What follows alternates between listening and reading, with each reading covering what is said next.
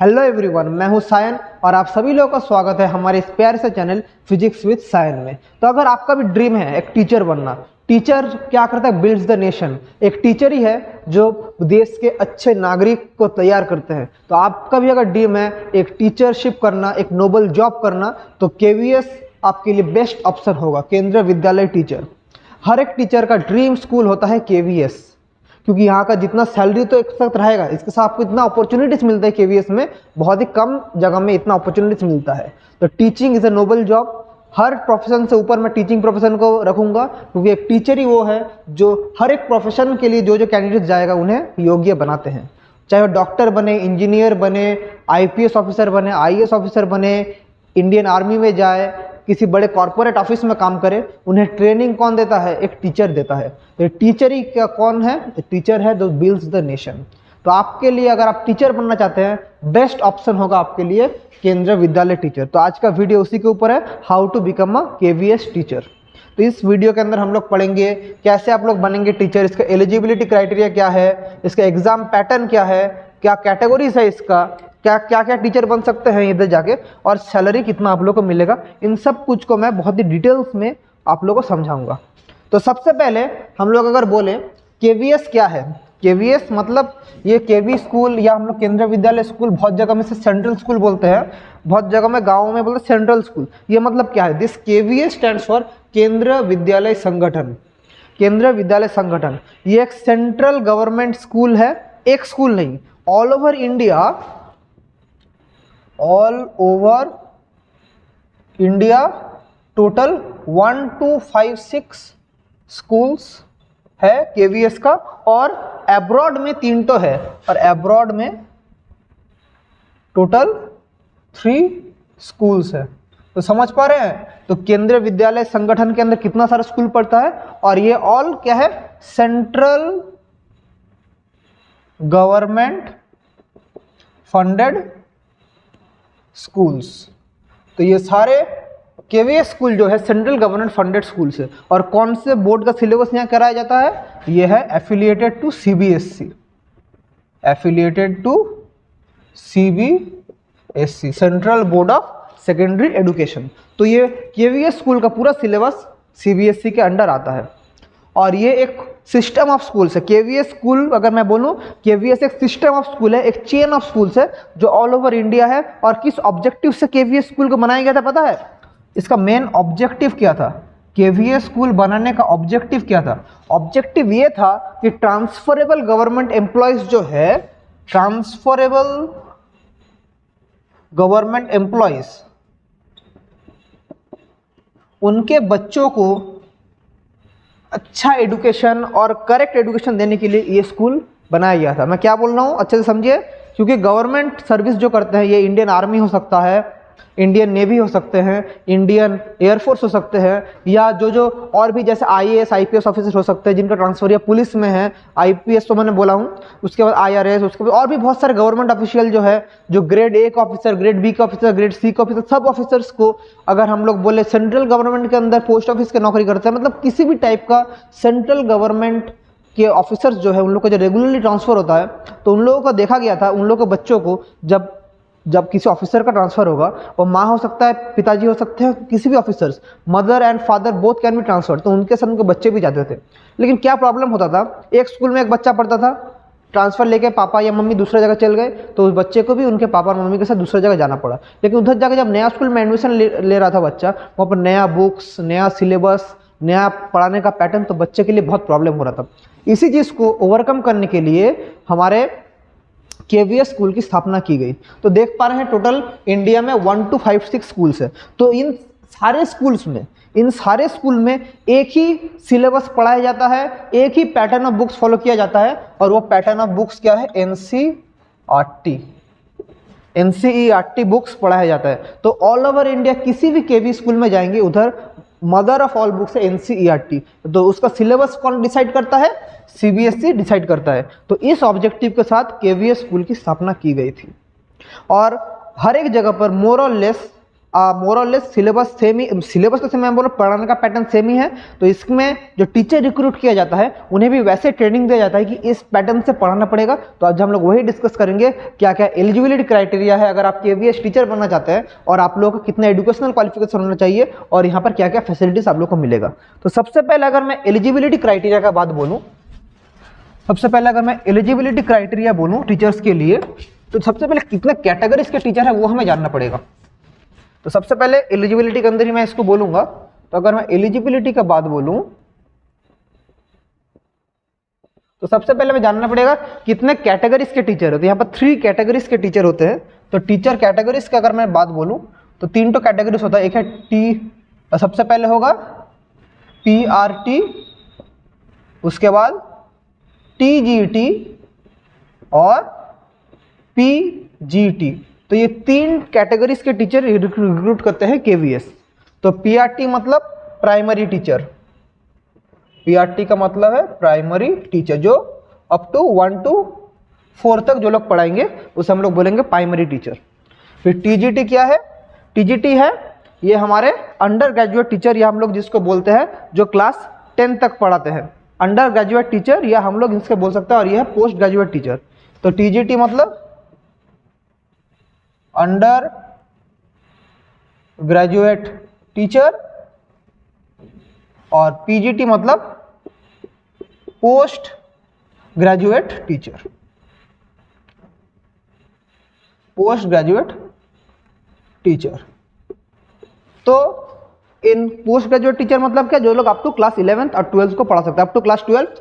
तो primary teacher है primary level, TGT या पोस्ट अंडर ग्रेजुएट टीचर है अप टू क्लास 10, और पोस्ट ग्रेजुएट टीचर है अप टू क्लास 12। तो इसके अप्लाई करने के लिए मैक्सिमम एज लिमिट कितना होना पड़ेगा TGT PRT के लिए? 30 ईयर्स। ये है मैक्सिमम, मैक्सिमम एज के बारे में बोल रहा हूँ। 30 ईयर्स होना पड़ेगा आप लोगों को। अगर TGT आप जानना चाहेंगे तो मैक्सिमम एज होना पड़ेगा आप लोग को 35 ईयर्स। और अगर मैं पोस्ट ग्रेजुएट टीचर के बारे में बोलूँ तो आप लोगों का मैक्सिमम एज होना पड़ेगा 40 ईयर्स। तो इन एज क्राइटेरिया को आप लोग पहले देख लीजिएगा। तो ये था 3 लेवल का टीचर। अभी तीनों का एलिजिबिलिटी क्राइटेरिया क्या क्या है। तो अगर मैं एजुकेशनल क्वालिफिकेशन के बारे में बोलूँ, एजुकेशनल क्वालिफिकेशन के बारे में अगर मैं जाऊँ तो सबसे पहले अगर मैं PRT के बारे में बोलूँ, प्राइमरी स्कूल टीचर के बारे में बोलूँ, तो हर एक कैंडिडेट जो अप्लाई करेंगे उन्हें 12th पास होना पड़ेगा। कैंडिडेट्स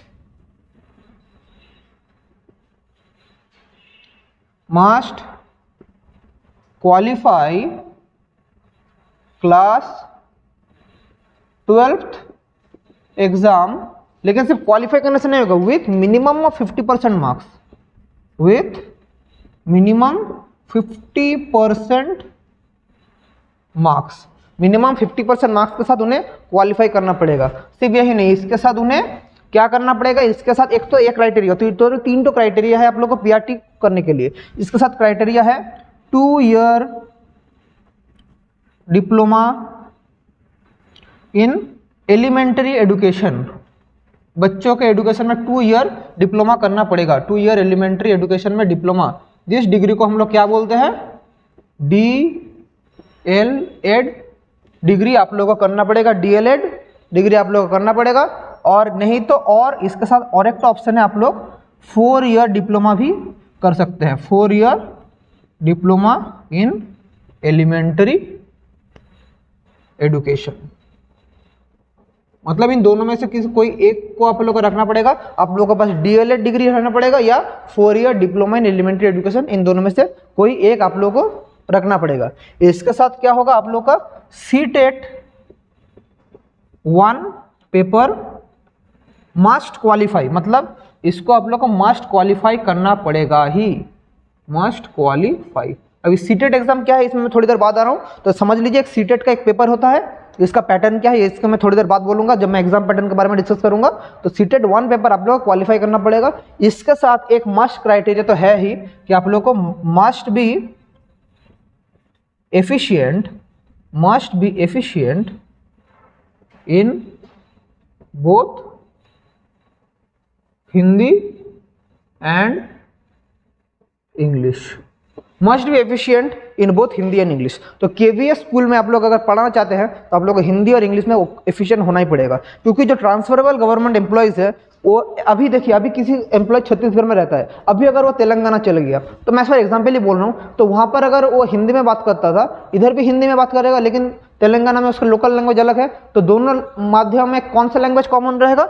इंग्लिश कॉमन रहेगा, तो वो इंग्लिश पैटर्न में आप लोग पढ़ पाएंगे। और केवीएस स्कूल का जो एनसीईआरटी का बुक होता है, एनसीईआरटी का बुक इंग्लिश मीडियम में ही होता है, और आप लोग हिंदी में आप लोग कम्युनिकेट कर सकते हैं, तो हिंदी और इंग्लिश में आप लोग को प्रोफिशिएंट और अच्छे से एफिशिएंट होना ही पड़ेगा। तो ये पीआरटी के लिए एलिजिबिलिटी क्राइटेरिया है, एजुकेशनल क्वालिफिकेशन। तो पीआरटी के लिए समझ गए। अभी हम लोग करेंगे किसका? टीजीटी के लिए क्या है? एजुकेशनल रिक्वायरमेंट या educational qualification for TGT teacher, या हमारा जो क्लास 10th लेवल तक टीचर है। तो टीजीटी के लिए अगर मैं बोलूं तो कैंडिडेट्स के पास बैचलर्स डिग्री होना पर चाहिए।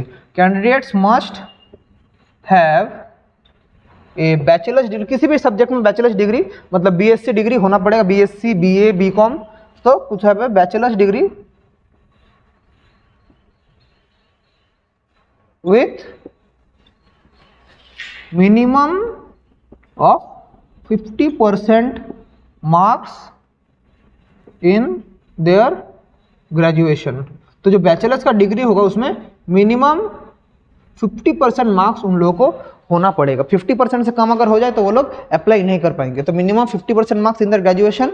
इसके साथ क्या क्राइटेरिया रहेगा? एक तो है, इसके साथ आप लोगों के पास बीएड डिग्री, तो 2 लेवल या 2 ईयर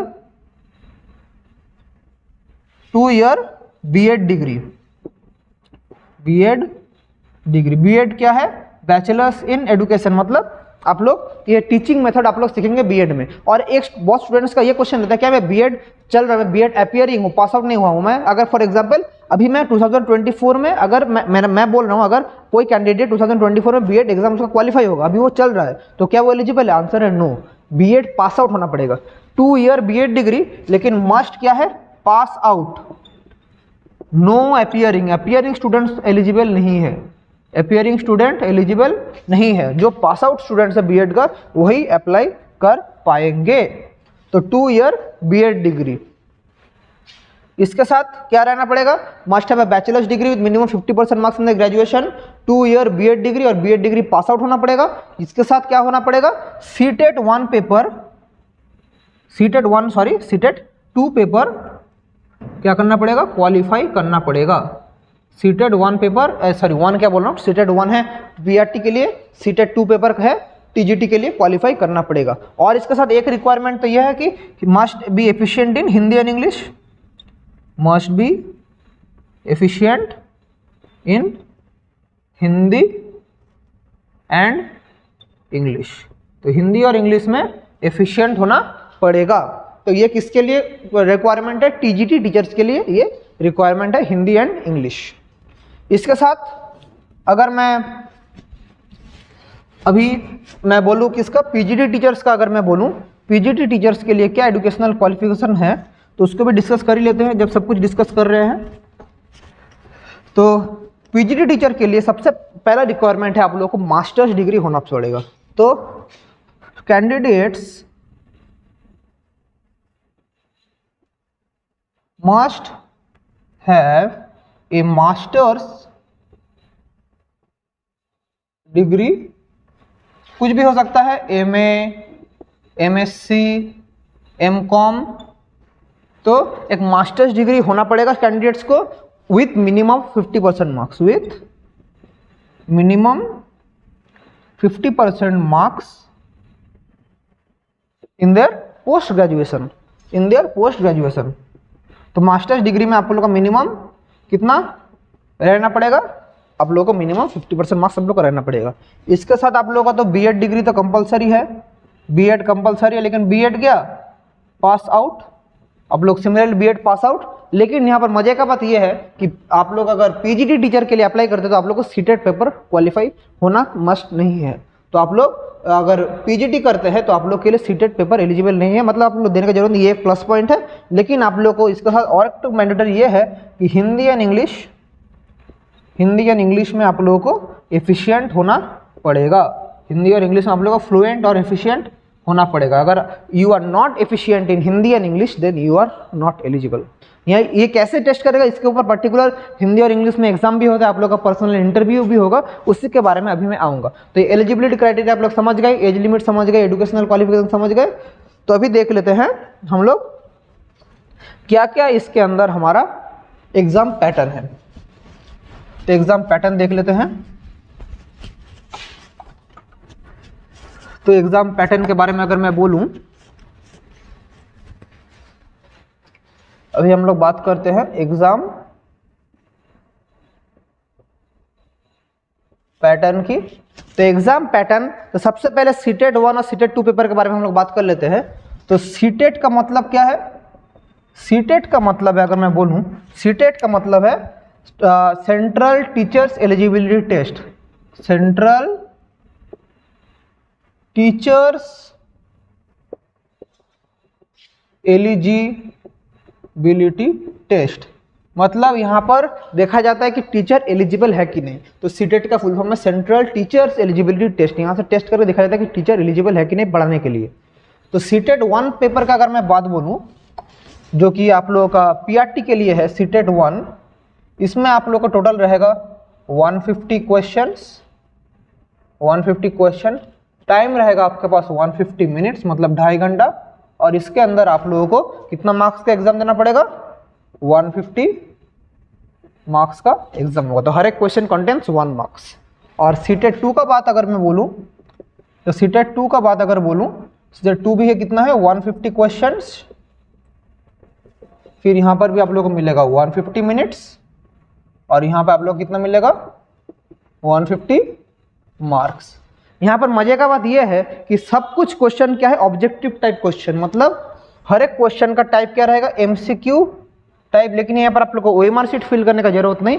ये एग्जाम आप लोग का होगा कंप्यूटर बेस्ड सिस्टम में, सीवीटी पैटर्न में आप लोग का होगा कंप्यूटर बेस्ड टेस्ट। कंप्यूटर के सामने बैठेंगे, आप लोग को ऑप्शन में क्लिक करना पड़ेगा। और मजे का बात यह है कि ये सीवीटी मोड में है, यहाँ पर कोई नेगेटिव मार्किंग नहीं है। मतलब सीटेट 1 या 2 में भी हो तो no negative marking for wrong answers.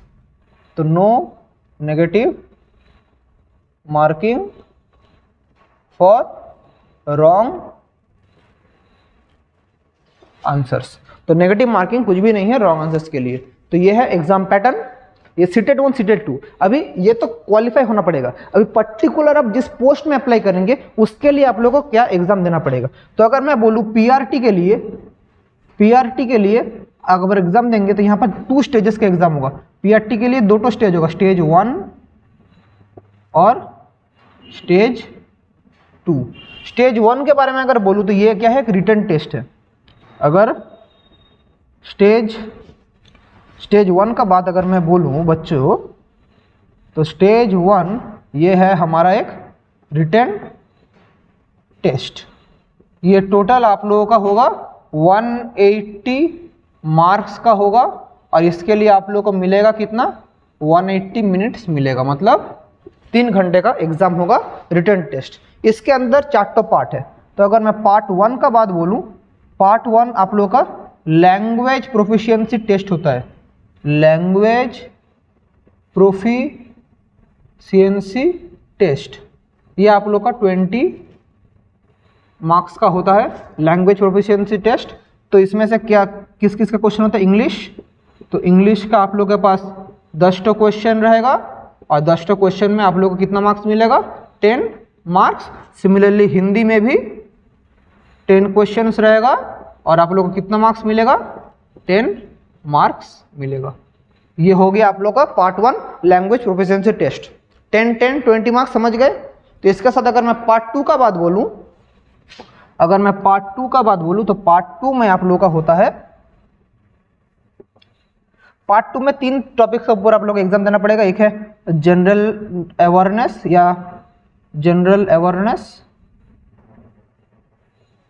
And current affairs में आप लोगों को देना पड़ेगा। टोटल ये पार्ट 2 का अगर मैं बात बोलूँ, पार्ट 2 आप लोगों का टोटल होता है, इसमें 15 और 10 तो आप मतलब यहाँ पर 10 5 5 टोटल 20 मार्क्स का होता है हमारा पार्ट 2। इधर आप लोगों का होगा कितना? देखिए 10 क्वेश्चंस और आप लोग इधर मिलेगा 10 मार्क्स।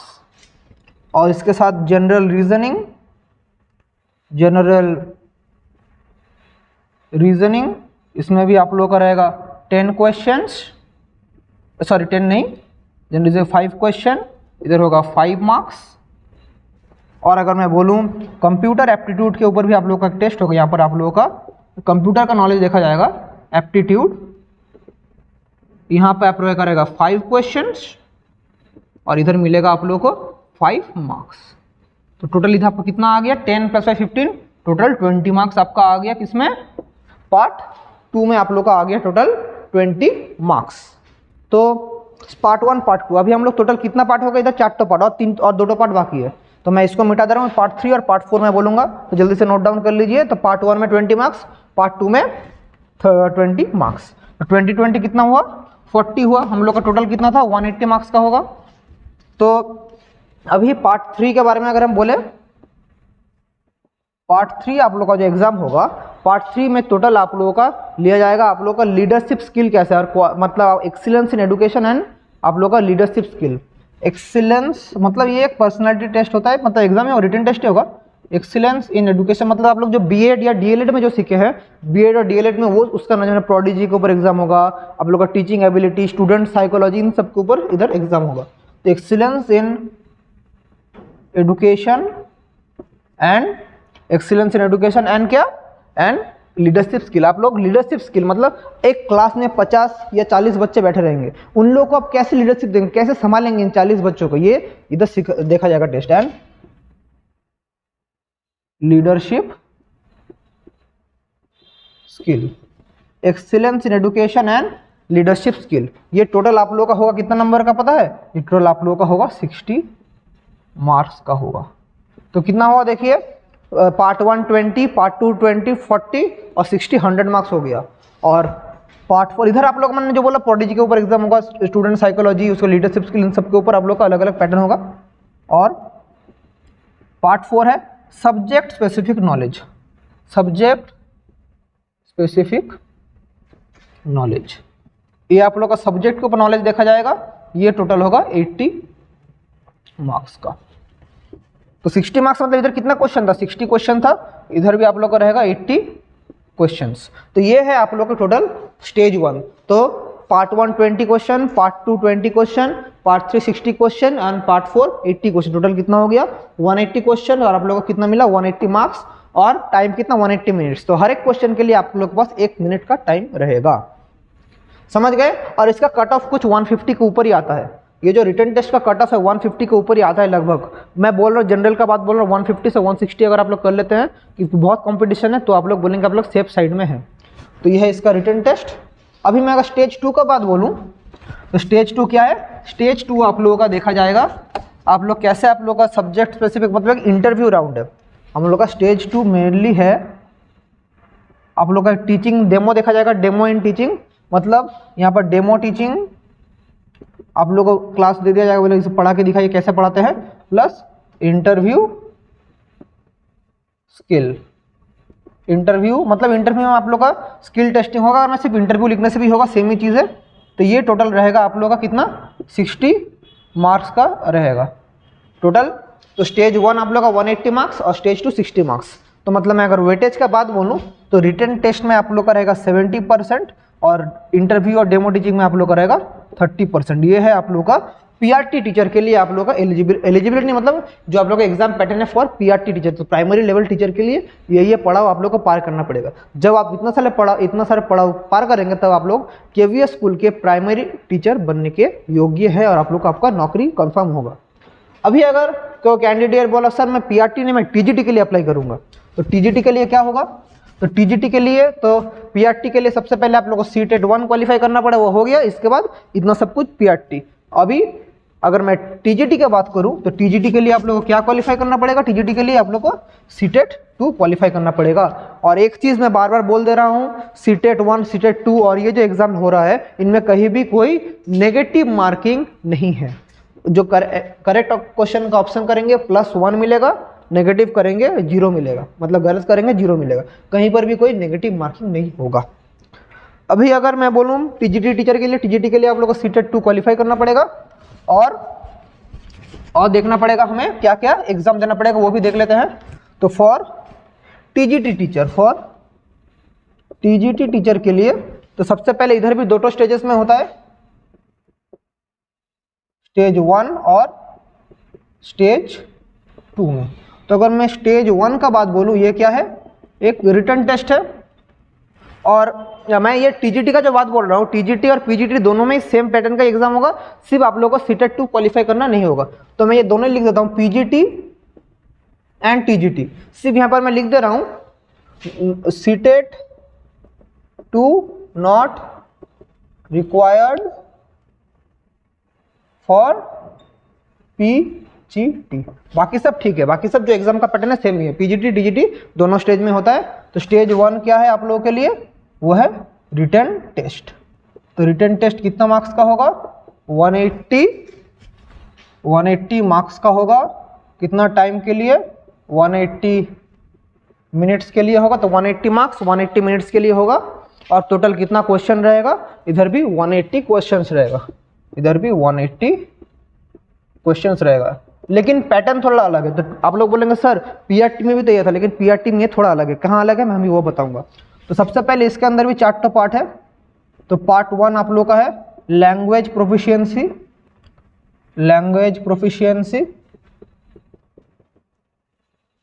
तो लैंग्वेज प्रोफिशिएंसी में आप लोग का कितना होगा, 20 मार्क्स का आप लोग का क्वेश्चन रहेगा। तो इसमें हम लोग हिंदी के ऊपर कितना रहेगा क्वेश्चन, हिंदी के ऊपर 10 क्वेश्चंस 10 मार्क्स, और इंग्लिश के लिए 10 क्वेश्चंस रहेगा 10 मार्क्स के ऊपर। तो लैंग्वेज प्रोफिशिएंसी में 20 मार्क्स का क्वेश्चन आप लोग का हो गया। तो उसमें से हिंदी और इंग्लिश का तो आप लोग को कंपलसरी रहना ही पड़ेगा। तो हिंदी और इंग्लिश समझ गए। उसके बाद पार्ट 2 में आप लोग का देखा जाएगा आप लोग का जनरल अवेयरनेस और करंट अफेयर्स के ऊपर। आप लोग जो मैं पीआरटी में ही बोला था, तो जनरल अवेयरनेस और करंट अफेयर्स के ऊपर आप लोग के रहेगा टोटल 15 क्वेश्चंस। उसके बाद आप लोग का रहेगा इधर क्या बोलते हैं, रीजनिंग या जनरल रीजनिंग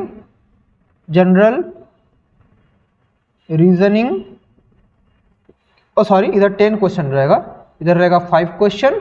और आप लोगों का अगर मैं बोलूँ किसमें, कंप्यूटर एप्टीट्यूड के ऊपर, के ऊपर आप लोग का रहेगा 5 क्वेश्चन।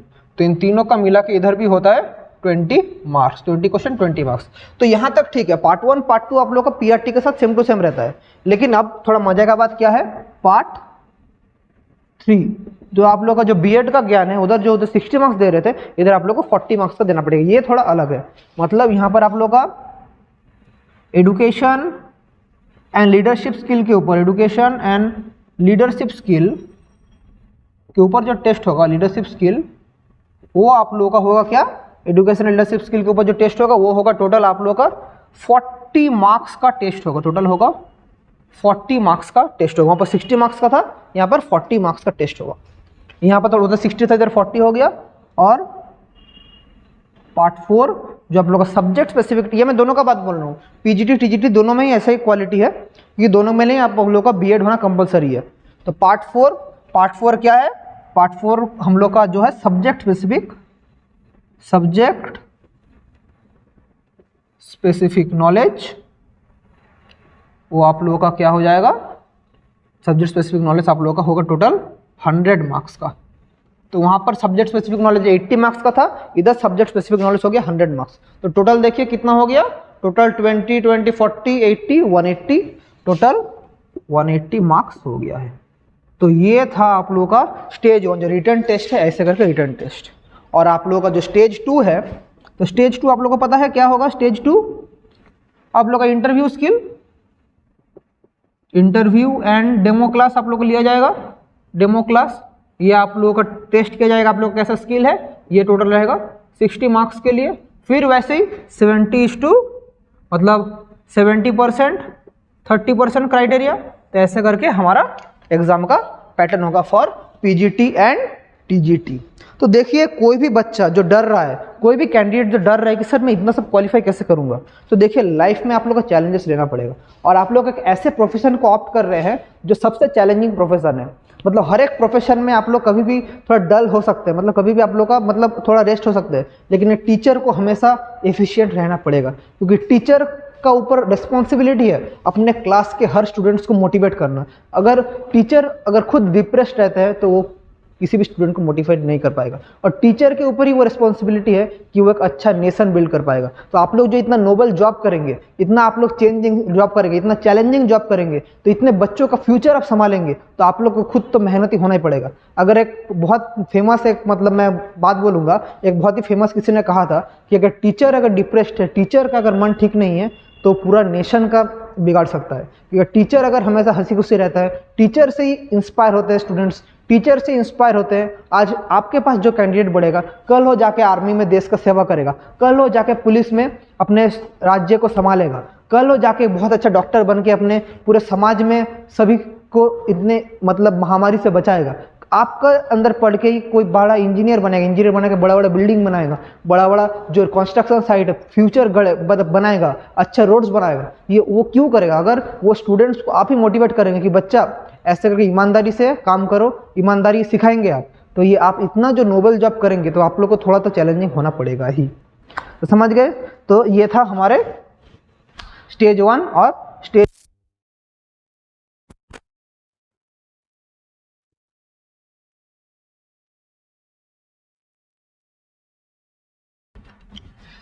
तो ये सब आप लोग का एलिजिबिलिटी क्राइटेरिया है। अभी अगर मैं सैलरी का बात बोलूँ, अच्छा देखिए, अगर मैं अभी सैलरी का बात बोलूँ तो आप लोग का सैलरी हाइक कैसे मिलता है? तो सैलरी में जो भी बोल रहे हैं अप्रॉक्सीमेट एक आइडिया है। सैलरी ये मैं जो बोल रहा हूँ एक अप्रॉक्सीमेट है। ये आप लोग का क्योंकि प्रमोशन बहुत होता है, केवीएस स्कूल में प्रमोशन बहुत ही होता है, तो अगर मैं अप्रॉक्सीमेट एक बोलूँ तो आप लोग अगर पीआरटी टीचर बनते हैं, अगर आप लोग पीआरटी टीचर बनते हैं तो आप लोग का बेसिक एक पहला स्टार्टिंग में आप लोग का 55,000 पर मंथ का आप लोग का बेसिक सैलरी होगा। अगर आप लोग टीजीटी टीचर बनते हैं तो आप लोगों का 70,000 पर मंथ का स्टार्टिंग सैलरी होगा। अगर आप लोग पोस्ट ग्रेजुएशन टीचर बनते हैं पीजीटी तो आप लोग का 80,000 पर मंथ आप लोग का सैलरी रहेगा। ये स्टार्टिंग सैलरी का बात बोल रहा हूँ। इसके साथ आप लोग को बहुत सारे फैसिलिटीज मिलता है। आप लोग जिस जगह टीचरशिप करेंगे उसका आप लोग एक क्वार्टर मिलेगा, आप लोगों को क्वार्टर मिलेगा। फिर आप लोग बहुत सारे अलाउंस मिलता है, हाउस रेंट अलाउंस, फिर आप लोग का travel allowance, dearness allowance, DA, बहुत कुछ मिलता है। और ये सेंट्रल गवर्नमेंट के अंडर आप लोग नौकरी कर रहे हैं तो बहुत फैसिलिटी मिलेगा सेंट्रल गवर्नमेंट के लिए। तो अगर आप लोग टीचर बनना चाहते हैं तो आप लोग के लिए बेस्ट ऑप्शन रहेगा केवीएस टीचर। तो मैं यही बोलूँगा, अगर आपका ड्रीम है एक टीचर बन के देश के लिए सेवा करना तो आप केवीएस आप लोगों के लिए बहुत अच्छा ऑप्शन रहेगा। इसके साथ बहुत सारे कैंडिडेट्स ये भी बोलेंगे सर नवोदय स्कूल में भी तो बहुत सारे अपॉर्चुनिटीज है, उसके बारे में क्यों नहीं बोल रहे हैं? तो उसके ऊपर भी हाँ आप लोग सही कह रहे हैं। तो मैं अगला एक वीडियो लाऊंगा जो मैं पर्टिकुलर डिस्कस करूंगा नवोदय स्कूल जो ऑल ओवर इंडिया, वो भी सीबीएसई के अंदर ही पड़ता है, उसका क्या क्या अपॉर्चुनिटी से आप लोग कैसे नवोदय स्कूल के टीचर बन सकते हैं, उन सब के बारे में मैं डिटेल्स में डिस्कस करूंगा किसी और वीडियो में। तो तब तक के लिए आज का सेशन हम लोग यही एंड करते हैं। अगर आप लोगों को आज का सेशन अच्छा लगा, यहाँ से कुछ नया सीख पाए, या आपको कुछ भी एनी टाइप ऑफ डाउट भी अगर होता है, कोई क्वेश्चन भी अगर होता है, उसको भी आप लोग कमेंट्स में पूछ सकते हैं। तो मैं जो बोल रहा था, अगर आपका क्वेश्चन आप लोग कुछ क्वेरी रह गया तो आप लोग पूछ लेना। और अगर आज का सेशन अच्छा लगा तो वीडियो को लाइक करके चैनल को सब्सक्राइब आप लोग करके मुझे सपोर्ट कर सकते हैं। तो तब तक के लिए आप सभी लोगों को बहुत बहुत thank you and good bye.